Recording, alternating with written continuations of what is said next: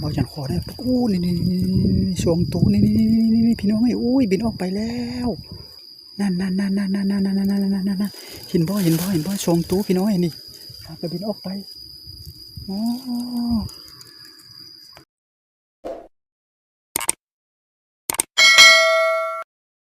สบายดีตอนแรกพี่น้องที่เข้ามาที่ตามครับเบิ่งครับชมเราจันออกมาทงอยู่ทาเด้อมันเลาะโตน่ะนกกระตุงหรือว่านกอีลุ่มมันเนาะพี่น้องเนาะเมื่อวานบ่าวจันก็มาไปเนี่ยไปอยู่กระตู้มัน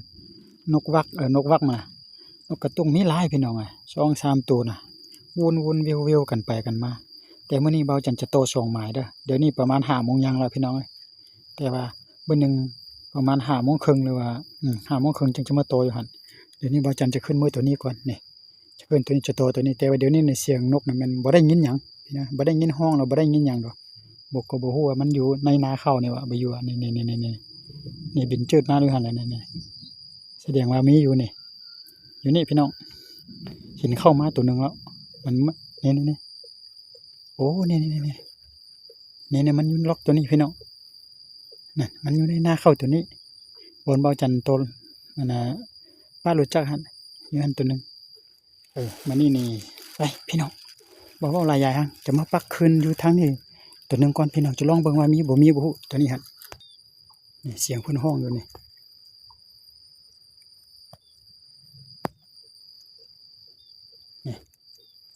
ในนาข้าวนี่ในนาข้าวนี่แหละในนาข้าวนี่พี่น้องแต่เขาบ่เห็นมันเข้ายักสูงนิดนึงแล้ว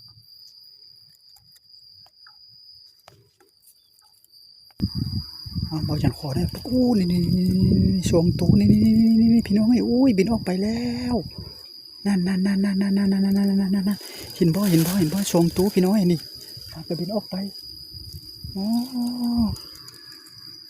พี่น้องโตแล้วก็บอกว่าจะมาบ่ล่ะ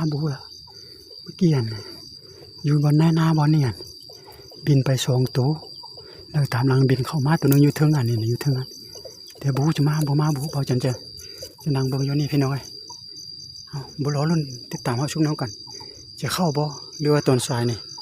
มันตื่นคนแล้วก็บ่เข้ามาก็บ่พี่น้องเบิ่งตัวจริงไปพี่น้องไปเบิ่งซะพร้อมโดนแล้วพี่น้องคันแม่นนกกระตุ้งนี่มันมาแล้วเมื่อกี้เบาจันเห็น2 ตัวนะมันลงอยู่นี่ถึงบ่คือบ่แม่นนกกระตุ้งไปจักนกย่างก็ไปจักมันหยังก็ไปจักบ่เห็นเข้านะนี่ไปเครื่องเสียงเขาก็ได้นะมันลงอยู่หั่นตัวนึงแต่ก็บ่เห็นมาเลยพี่น้องเก็บออกมาแต่บ่แม่นนกบ่เมื่อกี้มันจะย่างมานี่น่ะนี่บ่นี่นะ2 ตัวบินไปหั่นน่ะก็บ่ว่านกกระตุ้งหรือว่านกย่างก็บ่โอ้ป่าพี่น้องเลยมีป่าหลายไปน้ำฝุ่น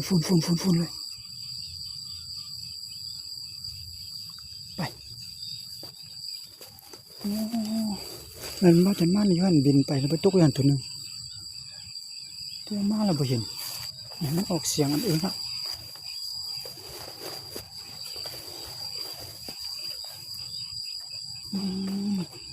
ไปใส่ว่านกกระตุ้ง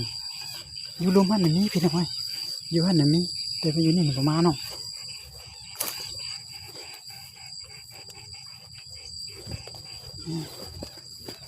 มีเสียงเจ็ดโอ้เสียงบ่แม่นนกกระตุ้งพี่น้องถ้าแม่นนกกระตุ้งมาแล้ว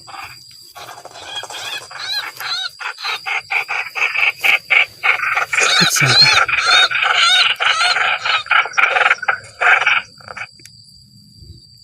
บ่แม่นพี่น้องถ้าแม่นนกกระตุ้งมันมาแล้วพี่น้องบ่แม่นนกกระตุ้งนะบางเดือนนี่นะมันก็แม่นน้ำนะโอ้เต็มเปื้อเลยเราจันจะไปเกี่ยวไปทางนี้แหละไปนั่งอยู่เถียงหน้าคุณก่อนแล้วก็จันน่าจะไปปักอยู่บนแถวนี้ฮะผู้ว่านกกระตุ้งมันห้องอยู่หันละแต่บางจันจะมาปักอยู่ทางพี่น้องเถียงหน้าคุณละจะไปนั่งอยู่กระตู้พุ่นน่ะกระต๊อบพุ่นละ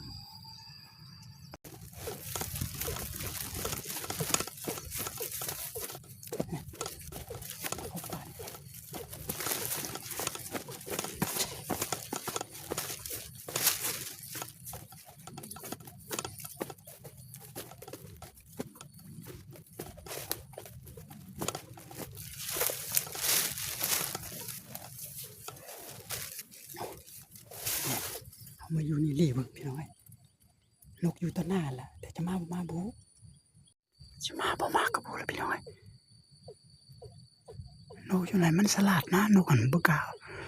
าออกจากหน้าในนาข้าวนะมันอยู่แต่ในนาข้าวพระเจ้าบ่กล้าออกคันนานะพี่น้อง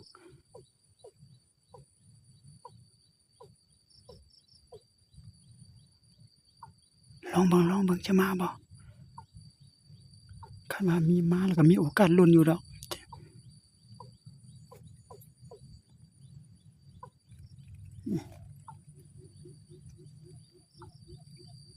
โอ้นกอันนี้มันสลาดโพดพี่น้องเบาจันปักคืนอยู่ใกล้ๆเบาจันนี่นะมันสลาดโพดพี่น้องนี่เรายังบ่เข้าโอ้นกบ่กล้าออกคันนาเลยพี่น้องคันออกคันนาก็ยังใครแน่มันอยู่แต่ในนาข้าวอันพี่น้องบ่ออกเลยบ่มาไกลเลยนกอยู่ใกล้ๆอันพี่น้องนกอยู่ใกล้ๆอันน่ะแต่บ่มาเข้าหนพี่น้องคือบ่มาตีคุณ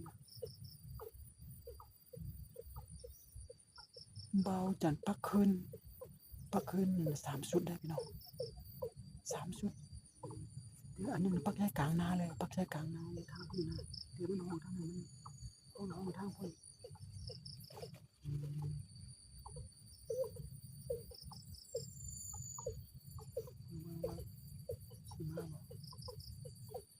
ใครว่ามามีโอกาสอยู่พี่น้องทีหนึ่งใส่หมดแล้วพี่น้องเสียงก็หมดแล้วต่อชุดที่2จักจะมาบ่มาบ่ล่ะพี่น้องโอ้นกสลาดขนาดเลยพี่น้องนี่ได้ยินบ่ในเสียงตอบกันอยู่นี่มันบ่ออกจากคันนาเลยนะบ่ออกจากในนาข้าวพี่น้องโอ้โหนี่แล้วก็เดี๋ยวจะได้กลับแล้วพี่น้องเจอค่ำแล้วก็ท่าเบิ่งก่อนประมาณ10-20นาทีนึงครับอีกแล้วมืดอีกแล้วมาสิบ่มานอีกแล้วพี่น้องนกกำลังมาอยู่นะมาแต่ยังบ่มาฮอดอยู่นะมันบ่ขึ้นมาตีนะขึ้นมาตีอยู่เนาะนี่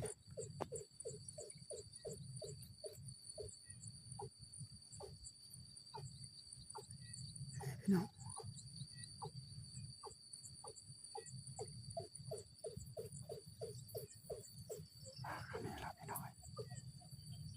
มืดอีกแล้วพี่น้อยถือเลิกบ่จักได้ยินเสียงแอ่แบบขนาดมันถึบบ้องนะไปเบิ่งน้ำกันถืออย่าลุ้นเบิ่งถือบ่พี่น้อยได้ยินเสียงแฮ่อยู่นะ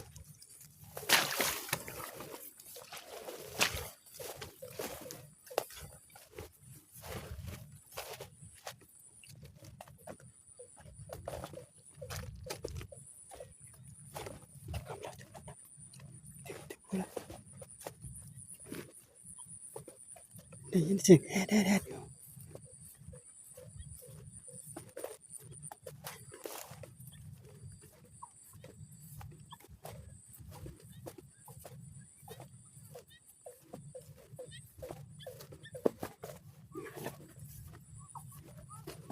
มาแล้วที่พี่น้องมาแล้วที่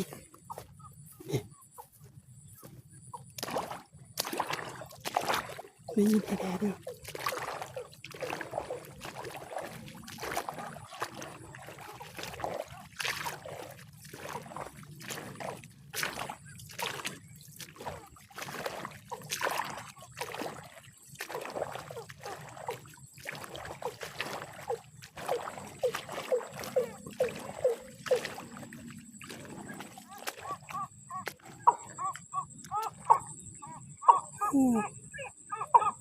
โอ้ถือพี่น้องโอ้คิดว่าถือบ่ซะนี่บ่ถือพี่น้องตกใจหมดพี่น้องโอ้เก็บบ้องก่อนพี่น้องบ่เข้าโอ้ยตายแล้วตกใจว่ามันถึกแล้วซั่นล่ะตกใจหมดพี่น้อง คิดว่ามันถือแล้ว